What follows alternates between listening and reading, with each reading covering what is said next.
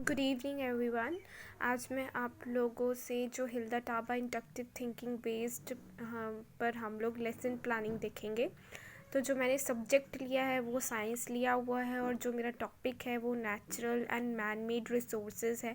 जैसा कि हम जानते हैं कि हिल्दा टाबा इंडक्टिव थिंकिंग मॉडल में हम लोग जो है वो सारा का सारा लेसन डिस्कस नहीं कर सकते। हम सिर्फ एट अ टाइम एक टॉपिक ही डिस्कस कर सकते हैं।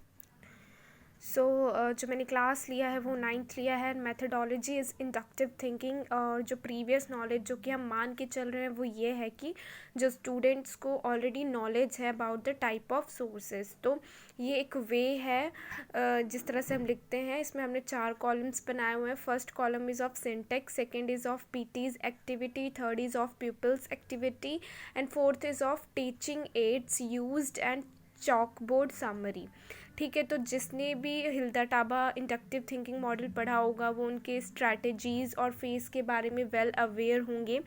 तो जो हमारा स्ट्रैटेजी फर्स्ट है that is concept formation and जिसमें आ जाता है फेस 1। तो हम इसी तरह से ये वे है इन्यूमरेट एंड लिस्टिंग, ये आ जाता है फेस 1। सो इसमें मैंने बोल दिया कि जो PT will show set of pictures of natural and man made resources to the students and ask the student to write their name in their notebook. तो जो इसका फर्स्ट फेस है इसमें यही करना होता है कि हमें बच्चों से जो है वो लिस्टिंग करवानी होती है एग्जाम्पल्स शो करके। तो हम जो है वो क्या करेंगे कि हम लोग दिखा देंगे बच्चों को, पिक्चर्स दिखा देंगे। वो हम कैसे भी दिखा सकते हैं, आप कोई एक चार्ट ले जाके दिखा सकते हो या फिर किसी भी तरह से बच्चों को दिखा सकते हो। तो वो उनको बोलेंगे कि इसको देखो और अपने अकॉर्डिंग आपको जो समझ में आता है उस हिसाब से लिस्टिंग करो। सो प्यूपिल एक्टिविटी में क्या लिख देंगे कि बच्चे जो वो नोटिस करेंगे और उनके नेम जो है वो बुक पे अपनी कॉपी पे नोटबुक पे लिखेंगे। इस तरह ये जो थर्ड लास्ट कॉलम है इसमें मैंने इस तरह से ड्राइंग बनाई हुई है। आप चाहते हो तो इसको, अगर आपको पिक्चर्स मिल जाती हैं छोटी छोटी, तो आप इसमें पेस्ट कर सकते हो, it will be more effective. उसके बाद फेज 2 आ जाता है इज ऑफ ग्रुपिंग। तो इसमें PT will tell the students to divide the picture shown on the basis of some commonness. जब वो डिवाइड कर लेंगे उसके बाद जो टीचर है, पीपल टीचर, वो बच्चों को क्या बोलेगा कि आप एक काम करो कि इसको मतलब कि कुछ कॉमन के बेस पे इनको डिवाइड करो और फिर बच्चे जो है वो करेंगे। ठीक है, लेबल कैटेगराइज करेंगे।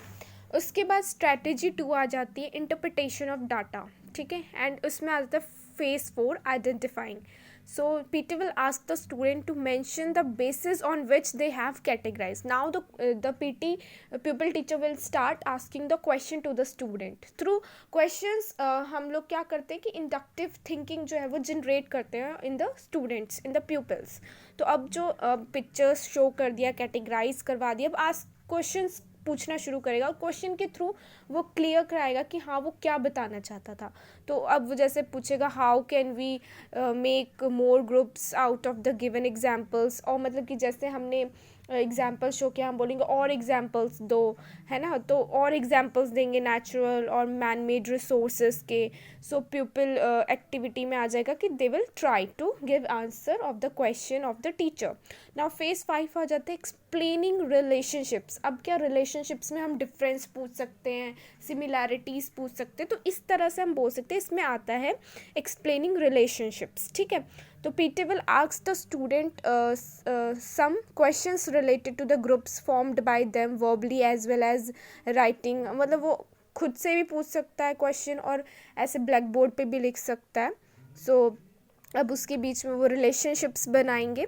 सो प्यूपल्स एक्टिविटी में हम लिख देंगे the pupal will give answer age group A contains resources. तो वो इस तरह से कुछ आंसर, एक्सपेक्टेड आंसर्स जो उनकी तरफ से वो मिलेंगे वो ये होगा कि जो प्यूपल जो है वो आंसर देंगे। जैसे कि जो हमने ग्रुप ए और ग्रुप बी में डिवाइड किया, जो ग्रुप ए है वो कंटेन कर रहा है रिसोर्सेज जो कि obtain directly from the nature, और ग्रुप बी में वो कंटेन कर रहा है मटीरियल जो कि ह्यूमन जो जब यूज़ करता है नेचुरल थिंग्स का for their comfortable.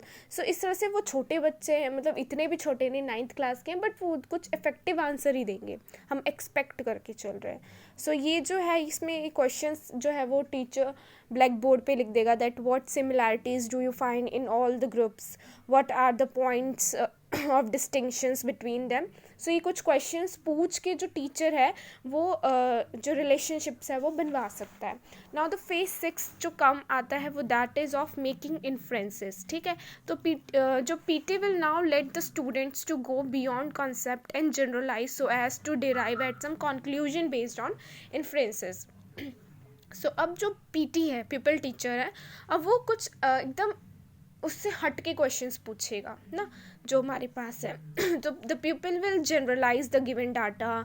There are some resources which can be directly, अब उस तरह से वो जनरलाइज, मतलब अभी पर्टिकुलर की बात कर रहे थे कि ब्लैक बोर्ड पे कुछ एग्जाम्पल शो कर दिए और जो स्टूडेंट्स और टीचर जो भी क्वेश्चन आंसरिंग हो रही है वो सिर्फ उसी बेस पे हो रही है, जो उसमें तो पर्टिकुलर थिंग पे हो रही है. बट अब हम टीचर ने क्या करना है, कुछ ऐसे क्वेश्चंस पूछने हैं कि उनको पर्टिकुलर टू जनरल ले जाना है. ठीक है, पर्टिकुलर टू जनरल, तो उन्हें कॉन्सेप्ट बेसिकली क्लियर कराना है. सो ये क्लियर चीज़ करवानी है. तो जैसे कि हम ये क्लियर कैसे करवा सकते हैं, हम बोल सकते हैं कि ठीक है, तुमने सन देखा, वाटर देखा, सॉइल देखा, तो तुम्हें पता लग रहा है हाँ ये नेचुरल थिंग्स हैं, ये अवेलेबल रहता है ईजली. तो और कुछ एग्जांपल्स दो, तो वो एक और एग्जांपल दे देंगे, विंड दे देंगे, सॉइल दे देंगे, माउंटेन, कुछ भी बोल सकते हैं. बच्चे हैं, they can give any type of answer.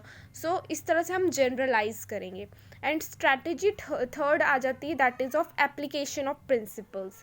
Now PT will tell the students the actual name of the concept on basis of the responses given by them. तो अब जो बेसिकली अब स्टूडेंट्स ने बहुत ट्राई किया कि टीचर कि ma'am ये था, ऐसा था, वैसा था, ये डायरेक्टली ऑब्टेन हो रहा था, ये ह्यूमन जो है वो कुछ कर रहे थे, नेचुरल रिसोर्सेज का यूज़ करके वो कुछ चीज़ें बना रहे थे ताकि अपनी कंफर्ट के लिए.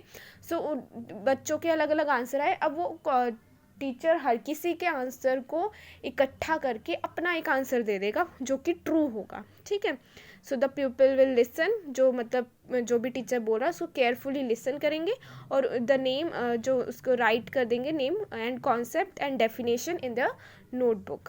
ओके, फिर उसके बाद होमवर्क. अब होमवर्क भी देना होता है. It will make the lesson planning more effective. So homework हम बोल देते हैं जैसे right 10 more natural and man made resources of the home environment in the notebook. मतलब कि हम ऐसे बोल सकते ठीक है, आप अपने घर जाइए और जैसे कि अभी कुछ एग्जांपल्स डिस्कस हुए और जो आपके घर के आसपास जो इन्वायरमेंट है उसमें से कुछ हो एक मैन मेड रिसोर्सेज 10 और 10 जो है वो नेचुरल रिसोर्सेज जो है वो उनके नाम अपनी नोटबुक पे लिख के लाने हैं घर से.